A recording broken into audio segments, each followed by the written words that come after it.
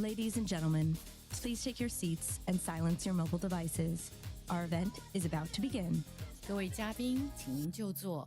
主题演讲即将开始，并请您将您的手机调整为静音震动模式。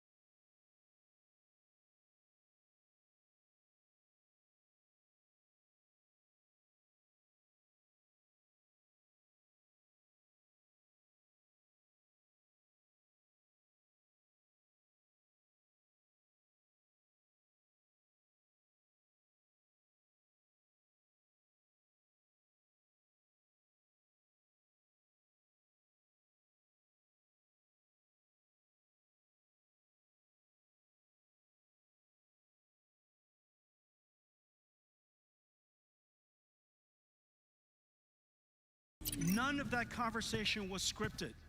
We gave that AI, this Jin AI character, a backstory.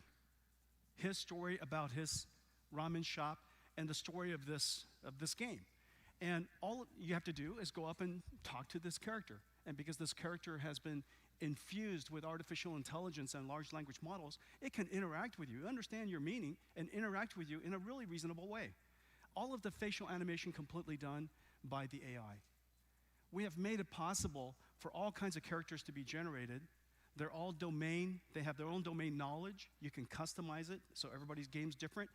And look how wonderfully beautiful they are and natural they are. This is the future of video games. Not only will AI contribute to the rendering and the synthesis of the environment, AI will also animate the characters. AI will be a very big part of the future of video games. The most important computer of our generation is unquestionably the IBM System 360. This computer revolutionized several things. The first computer in history to introduce the concept of a central processing unit, the CPU, virtual memory, expandable I/O, multitasking, the ability to scale this computer for different applications across different computing ranges. And one of the most important contributions and one of its greatest insights is the importance of preserving software investment. The software ran across the entire range of computers, and it ran across multiple generations. So that the software you develop, IBM recognized the importance of software, recognized the importance of preserving your investment, and very importantly, recognized the importance of installed base. This computer revolutionized not only computing, and many of us grew up reading the manuals of this computer to understand how computer architecture worked, to even learn about DMA for the very first time. This computer not only revolutionized computing, it revolutionized the thinking of the computer industry. System 360 and the programming model of System 360 has largely retained until today. 60 years.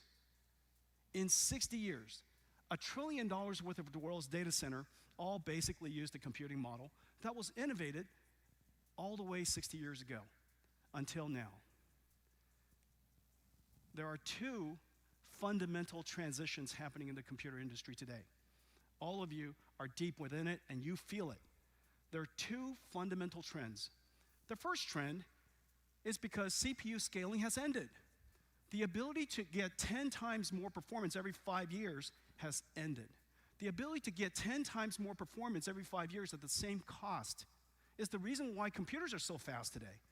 The ability to sustain 10 times more computing every 5 years without increase in power is the reason why the world's data center hasn't consumed so much more power on Earth.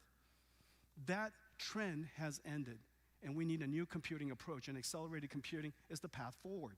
It happened at exactly the time when a new way of doing software was discovered, deep learning. These two events came together and is driving computing today. Accelerated computing and generative AI.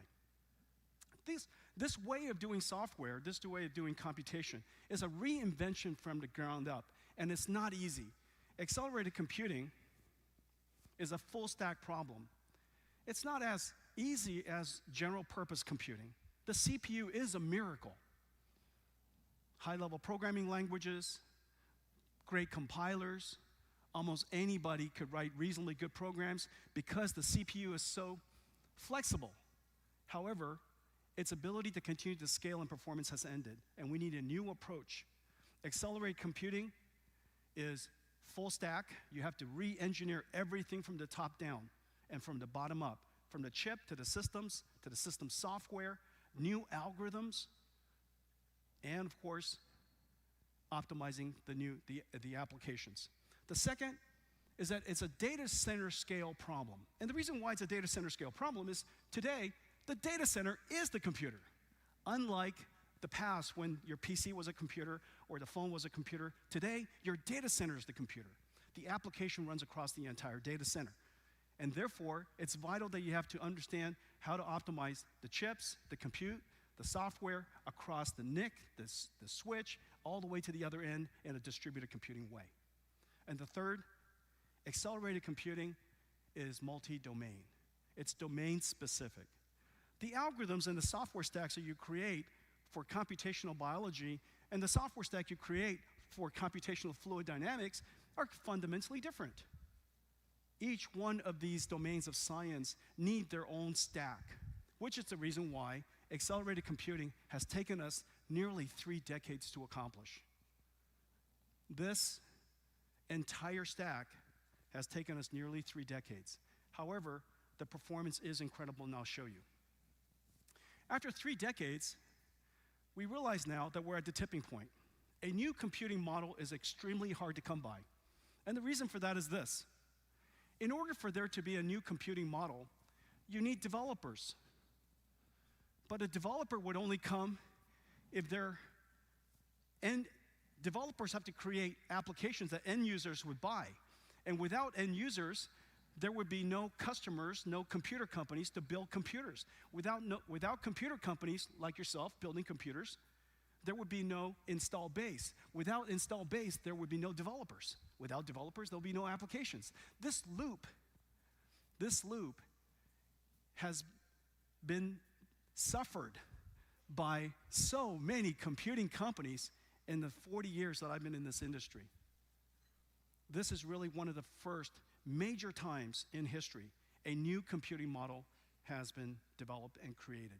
We now have 4 million developers, 3,000 plus applications, 40 million CUDA downloads in history, 25 million just last year. 40 million downloaded in history, 25 million just last year. 15,000 startup companies in the world building on NVIDIA today, and 40,000 large companies, enterprises around the world are using accelerated computing. We have now reached the tipping point of a new computing era. This new computing model is now enjoyed and embraced by just about every computer company and every cloud company in the world. There's a reason for that. It turns out that every single computing approach, its benefit in the final analysis is lower cost. The PC revolution that started and that Taiwan enjoyed in 1984, starting in 1984, the year I graduated, that decade in the 80s was the PC revolution. PC brought computing to a price point nobody's ever seen before. And then, of course, mobile devices was convenient, and it also saved enormous amounts of money. We aggregated and combined the camera, the music player, your PC, a phone. So many different devices were all integrated into one. And as a result, not only are you able to enjoy your life better, it also saves a lot of money and great convenience. Every single generation provided something new and saved money. Well, this is how accelerated computing works. This is accelerated computing used for large language models. Basically the core of generative AI. This example is a $10 million server, and we costed everything. We costed the processor, we costed all the chips, we costed all the network, we costed literally everything. And so $10 million gets you nearly 1,000 CPU servers, and to process this large language model takes 11 gigawatt hours. Okay, and this is what happens when you accelerate this workload with accelerated computing. And so with $10 million, for a $10 million server, you buy 48 GPU servers. It's the reason why people say that GPU servers are so expensive. Remember, people say GPU servers are so expensive. However, the GPU server is no longer the computer. The computer is the data center. Your goal is to build the most cost-effective data center, not build the most cost-effective server. Back in the old days when the computer was the server, that would be a reasonable thing to do. But today, the computer is the data center. And so what you want to do is you want to create the most effective data center with the best TCO. So for $10 million, you buy 48 GPU servers. It only consumes 3.2 gigawatt hours and 44 times the performance. Let me just show it to you one more time. This is before, and this is after, and this is...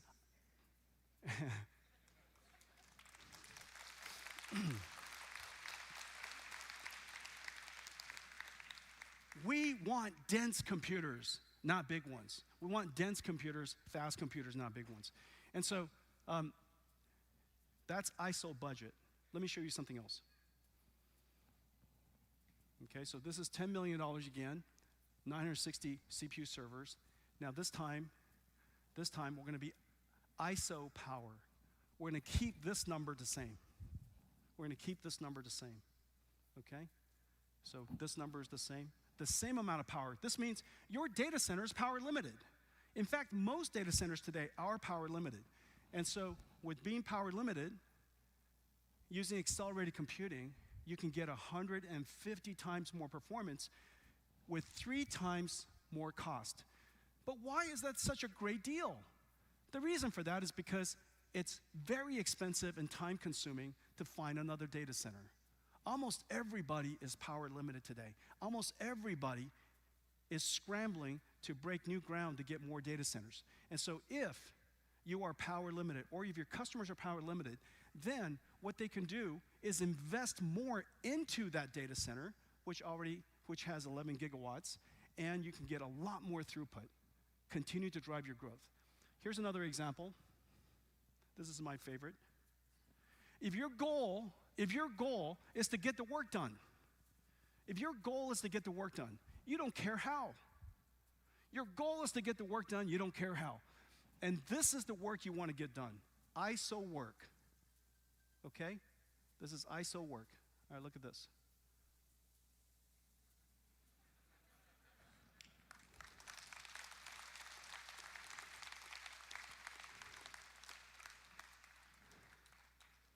Oh, 香做嘴急。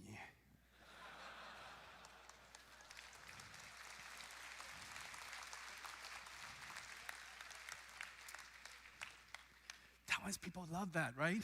Nice to see you, Carol. Nice to see you, Spencer. Okay, so let's do that one more time. It's so delightful. Look at this. No. Okay, look at this. Look at this. Before, after. The more you buy, the more you save. That's right. The more you buy, the more you save. The more you buy, the more you save. That's NVIDIA. You don't have to understand the strategy. You don't have to understand the technology. The more you buy, the more you save. That's the only thing you have to understand. Data center. Now, why is it? You've heard me talk about this for so many years. In fact, every single time you saw me, I've been talking to you about accelerated computing. I've been talking about accelerated computing, well, for a long time, well over 2 decades. And now, why is it that finally it's the tipping point? Because the data center equation is very complicated. This equation is very complicated. This is the cost of building a data center. The data center TCO is a function of, and this is the part where everybody mess up. It's a function of the chips, of course, no question. It's a function of the systems, of course, no question. But it's also, because there's so many different use cases, it's a function of the diversity of systems that can be created. It is the reason why Taiwan is at the bedrock, at the foundation of the computer industry. Without Taiwan, why would there be so many different configurations of computers? Big, small, powerful, cheap, enterprise, hyperscale, supercomputing. So many different types of configurations. 1U, 2U, 4U, right? And all completely compatible. The ability for the hardware ecosystem of Taiwan to have created so many different versions that are software compatible, incredible. The throughput of the computer, of course, is very important. It depends on the chip. But it also depends, as you know, the algorithm, because without the algorithm libraries, accelerated computing does nothing. It just sits there. And so you need the algorithm software libraries. It's a data center scale problem, so networking matters. If networking matters, distributed computing is all about software. Again, system software matters. And before long, in order for you to present your system to your customers, you have to ultimately have a lot of applications that run on top of it. The software ecosystem matter. Well, the utilization of a data center is one of the most important criteria of its TCO. Just like a hotel. If the hotel is wonderful, but it's mostly empty, the cost is incredible. And so you need the utilization to be high. In order for the utilization to be high, you have to have many different applications. So the richness of the applications matter. Again, the algorithm and libraries, and now the software ecosystem. You purchase a computer, but these computers are incredibly hard to deploy. From the moment that you buy the computer to the time that you put that computer to work to start making money, that difference can be weeks, if you're very good at it, incredibly good at it. We can stand up a supercomputer in a matter of a couple of weeks because we build so many all around the world, hundreds around the world. But if you're not very good at it, it could take a year. That difference, depriving yourself the year of making money and the year of depreciation, incredible cost. Life cycle optimization. Because the data center is software defined, there are so many engineers that will continue to refine and continue to optimize the software stack. Because NVIDIA's software stack is architecturally compatible across all of our generations, across all of our GPUs, every time we optimize something, it benefits everybody. Every time we optimize something, it benefits everybody. So life cycle optimization, and of course, finally, the energy that you use, power. But this equation is incredibly complicated. Well, because we have now addressed so many different domains of science, so many industries, and in data processing, in deep learning, classical machine learning, so many different ways for us to deploy software, from the cloud to enterprise to supercomputing to the edge, so many different configurations of GPUs, from our HGX versions to our Omniverse versions to our cloud GPU and graphics versions, so many different versions. Now, the utilization is incredibly high. The utilization of NVIDIA GPU is so high, almost every single cloud is overextended. Almost every single data center is overextended. There are so many different applications using it. So we have now reached the tipping point of accelerated computing. We have now reached the tipping point of generative AI. And I want to thank all of you for your support and all of your assistance and partnership in making this dream happen. Thank you.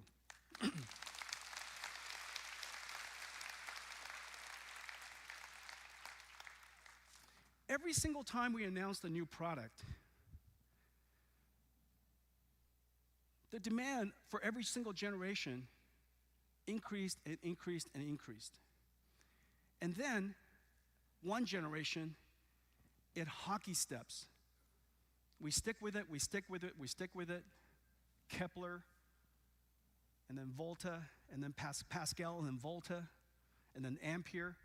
And now, this generation of accelerated computing, the demand is literally from every corner of the world. And we are so excited to be in full volume production of the H100. I want to thank all of you for your support. This is incredible. H100 is in full production, manufactured by companies all over Taiwan, used in clouds everywhere, enterprises everywhere. And let's take a look at a short video of how H100 is produced.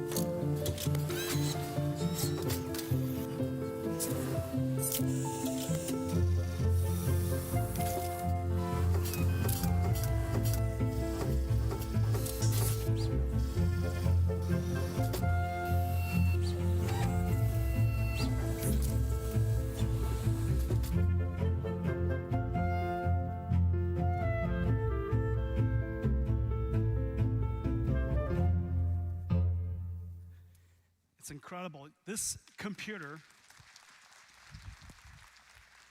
35,000 components on that system board, 8 Hopper GPUs. Let me show it to you. Whoosh. All right, this, I would lift this, but I still have the rest of the keynote I would like to give. This is 60 pounds, 65 pounds. It takes robots to lift it, of course, and it takes robots to insert it because the insertion pressure is so high and has to be so perfect. This computer is $200,000. And as you know, it replaces an entire room of other computers. So this, I know it's a very, very expensive computer. It's the world's single most expensive computer that you can say, the more you buy, the more you save.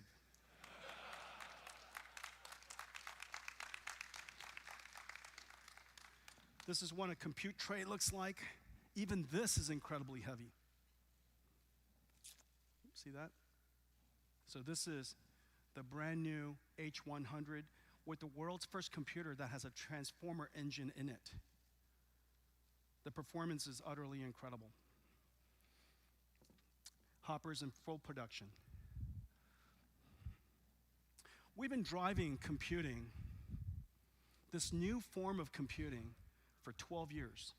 When we first met the deep learning researchers, we were fortunate to realize that not only was deep learning going to be a fantastic algorithm for many applications, initially computer vision and speech, but it would also be a whole new way of doing software. This fundamental new way of doing software that can use data to develop, to train a universal function approximator of incredible dimensionality. It can basically predict almost anything that you have data for, so long as the data has structure that it can learn from. And so we realized the importance of this new method of developing software, and that it has the potential of completely reinventing computing. And we were right. 12 years later, we have reinvented literally everything.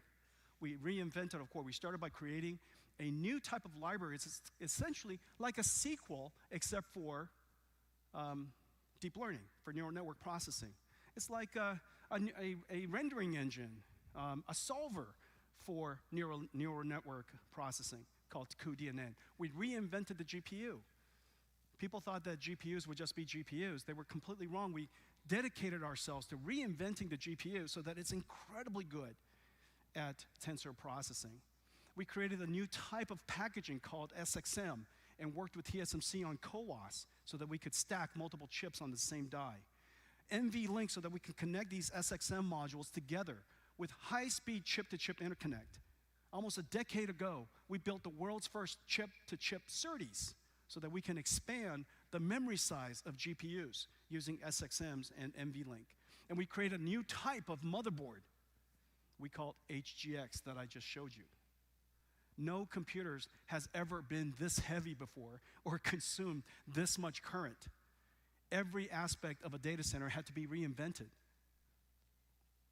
We also invented a new type of computer appliance so that we could develop software on it, so that third-party developers could develop software on it with a simple appliance we call DGX. Basically, a giant GPU computer, DGX.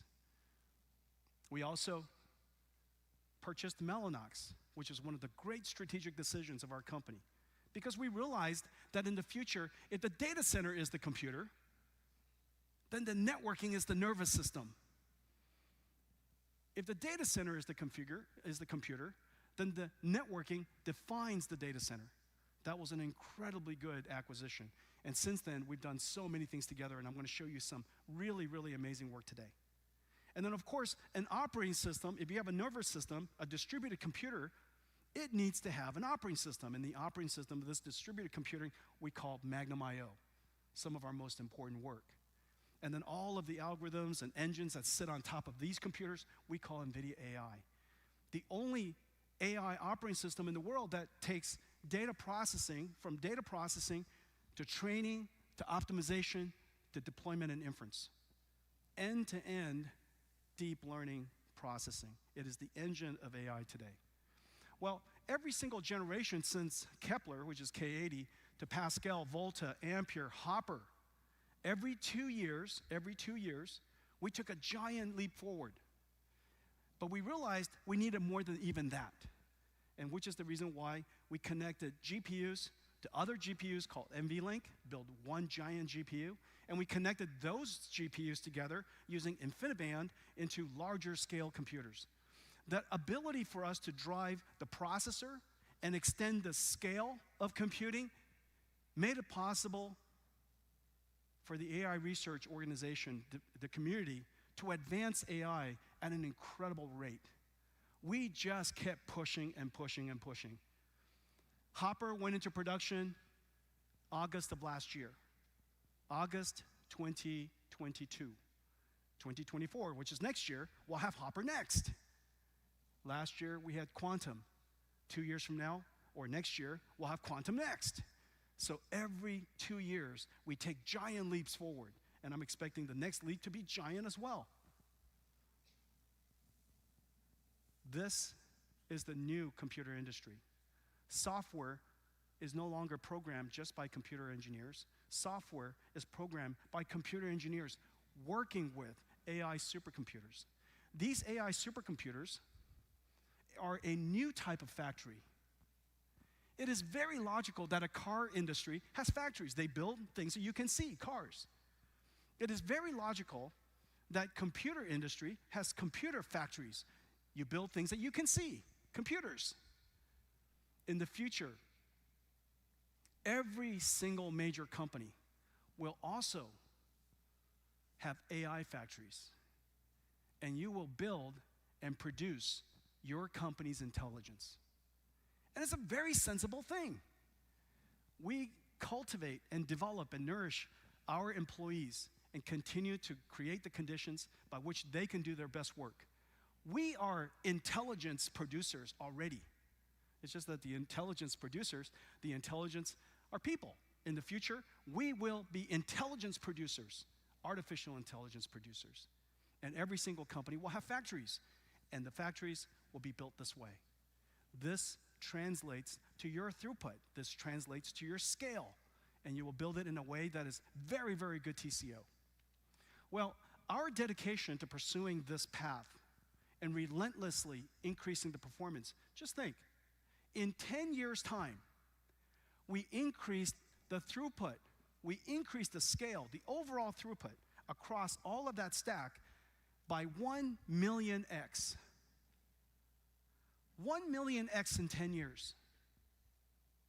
Well, just now, in the beginning, I showed you computer graphics. In 5 years, we improved the computer graphics by 1,000 times. In 5 years, using artificial intelligence and accelerated computing. Using accelerated computing and artificial intelligence. We accelerated computer graphics by 1,000 times in 5 years. Moore's law is probably currently running at about 2 times. 1,000 times in 5 years. 1,000 times in 5 years is 1 million times in 10. We're doing the same thing in artificial intelligence. Now, question is, what can you do when your computer is 1 million times faster?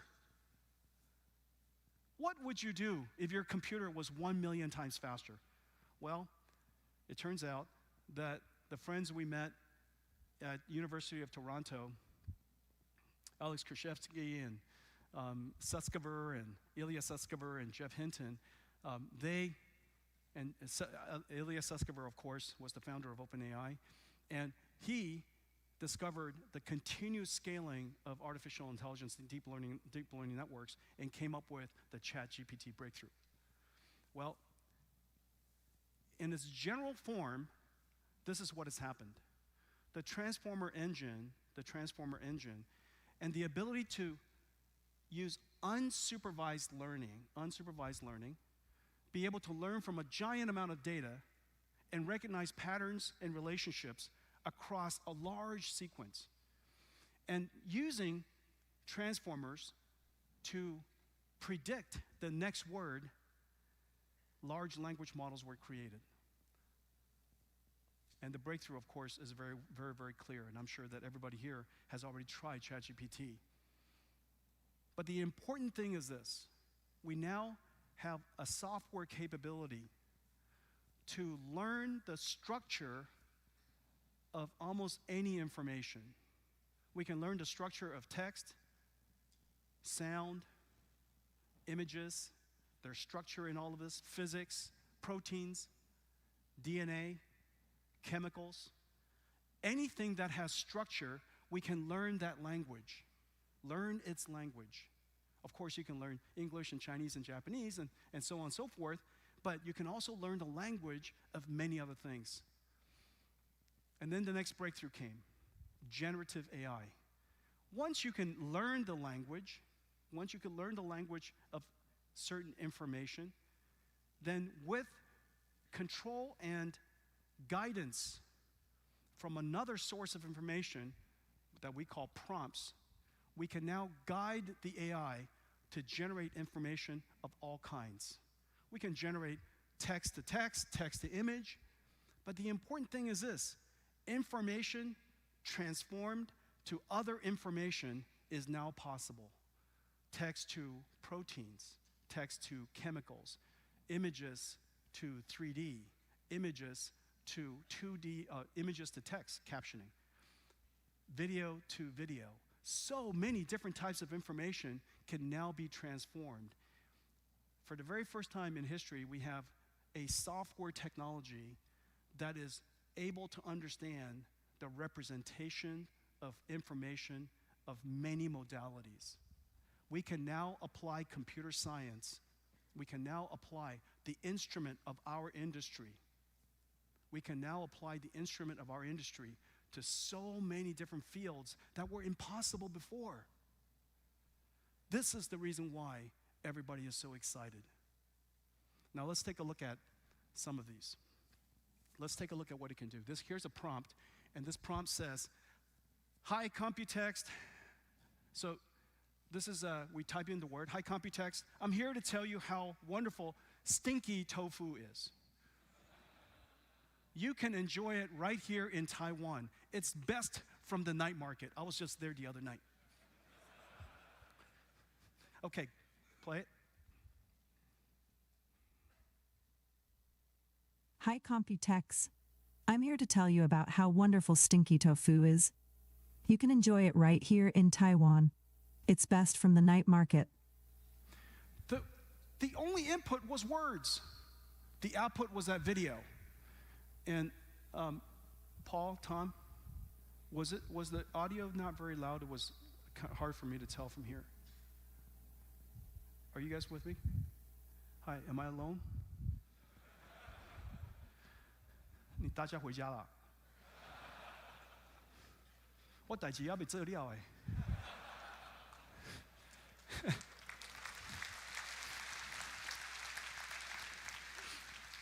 Okay, here's another prompt. Taiwanese, we tell this AI, okay? We tell this AI, this is a Google text-to-music.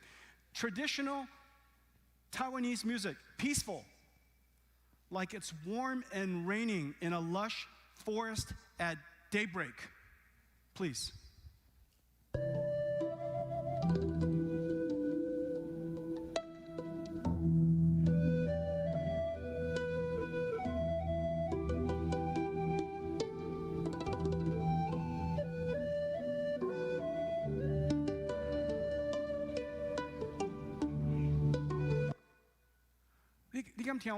Okay.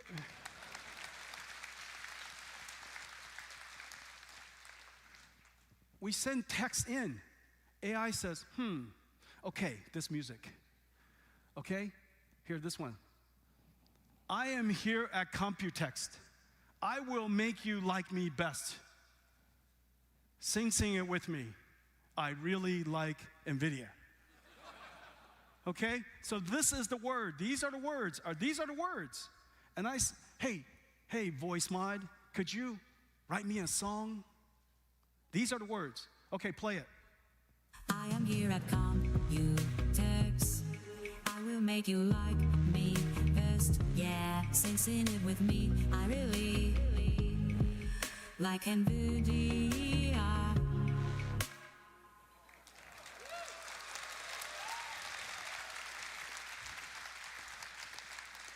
Can you do that? I couldn't do any of that. That is so good. Okay, 大家, you know karaoke, right? Taiwanese love karaoke. All right, this one, okay, are you guys ready? You're going to join me on this one, okay? Okay, 等一下，大家一起来. Okay, 1, 2, 3. You gotta watch the dot. You guys know how karaoke works. 我知道你们去过. 好, get ready. Okay, here we go. Play it. I am here at Computex. I will make you like me first. Yeah, sing it with me. I really This is the part. like NVIDIA. All right. Very good, very good. Good job. With that kind of performance, I'm going to hire AI next time.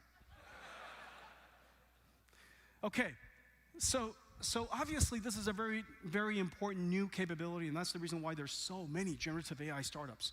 We're working with some 1,600 generative AI startups. They're in all kinds of domains, in language domains, in media, in biology. This is one of the most important areas that we care about. Digital biology is going to go through its revolution. This is going to be an incredible thing. Just as we had Synopsys and Cadence help us create tools so that we can build wonderful chips and systems, for the very first time, we're going to have computer-aided drug discovery tools. And they'll be able to manipulate and work with proteins and chemicals and understands disease targets and try all kinds of chemicals that previously had never been thought of before. Okay, so really, really important area. Lots of startups, tools, and platform companies. And let me show you a video of some of the work that they're doing. Play it, please. Generative AI is the most important computing platform of our generation. Everyone from first movers to Fortune 500 companies are creating new applications to capitalize on generative AI's ability to automate and co-create. For creatives, there's a brand new set of tools that would be simply impossible a few years ago.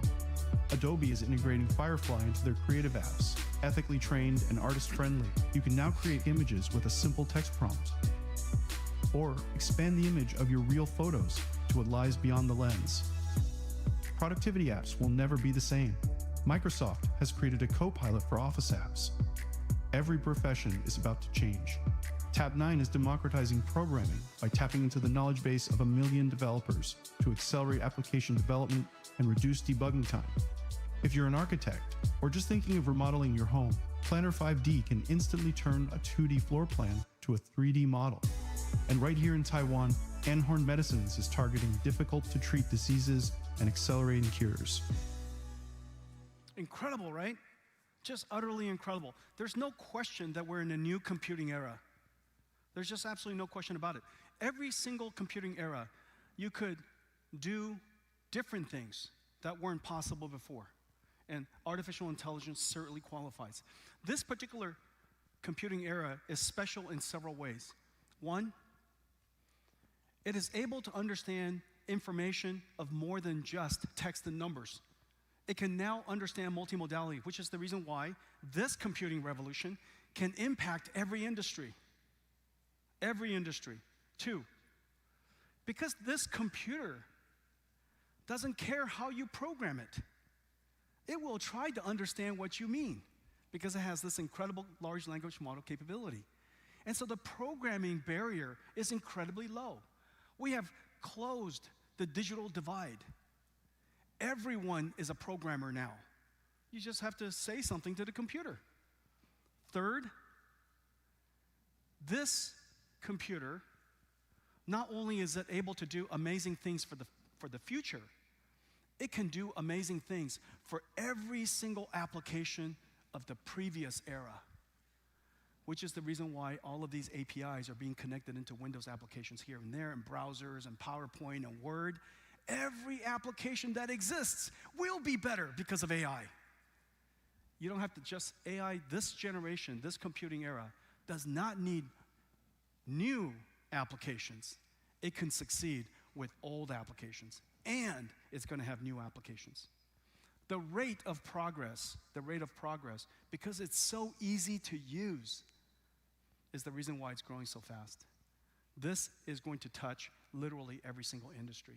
And at the core, just as with every single computing era, it needs a new computing approach. In this particular era, the computing approach is accelerated computing, and it has been completely reinvented from the ground up. The last several years, I've been talking to you about the new type of processor we've been creating. And this is the reason we've been creating it. Ladies and gentlemen, Grace Hopper is now in full production. This is Grace Hopper.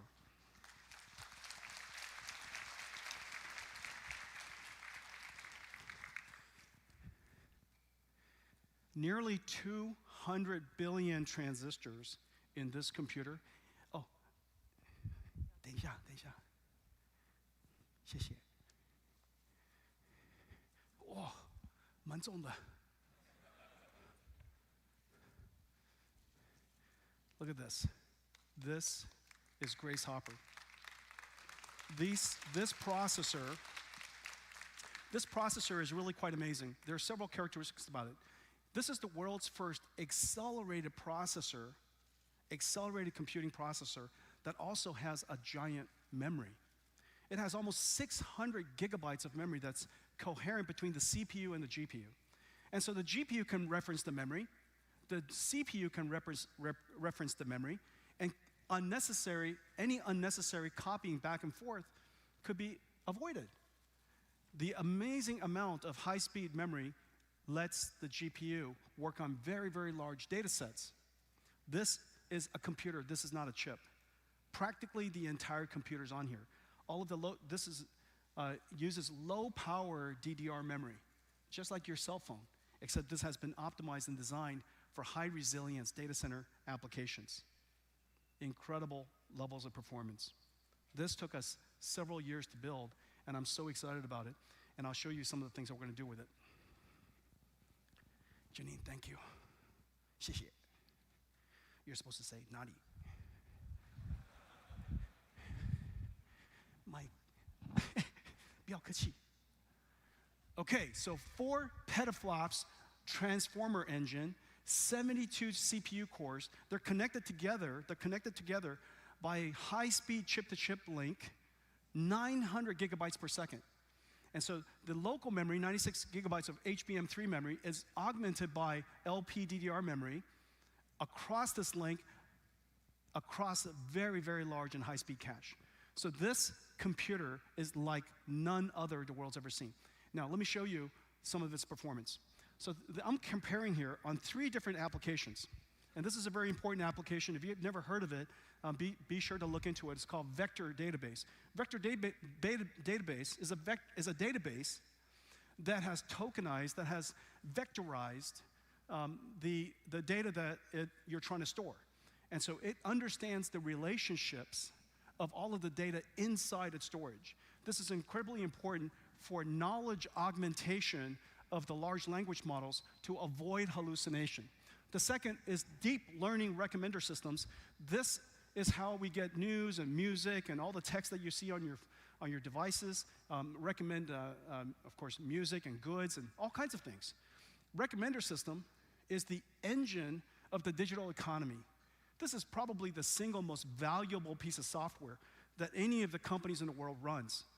This is the world's first AI factory. There will be other AI factories in the future, but this is really the first one. And the last one is large language model inference. 65 gigabytes.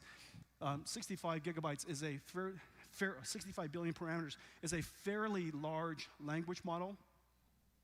And you can see that on a CPU it's just not possible. The CPU is simply not possible. With Grace Hopper, with Hopper on an x86, it's faster, but notice it's memory limited. You could, of course, take this 400 gigabytes and cut it up into a whole bunch of small pieces, shard it, and distribute it across more GPUs, But in the case of Grace Hopper, Janine, 再给我一次. Oh, Janine doesn't speak Chinese. 不要紧，拍谁? Okay. Grace Hopper has more memory on this one module than all of these. Does that make sense?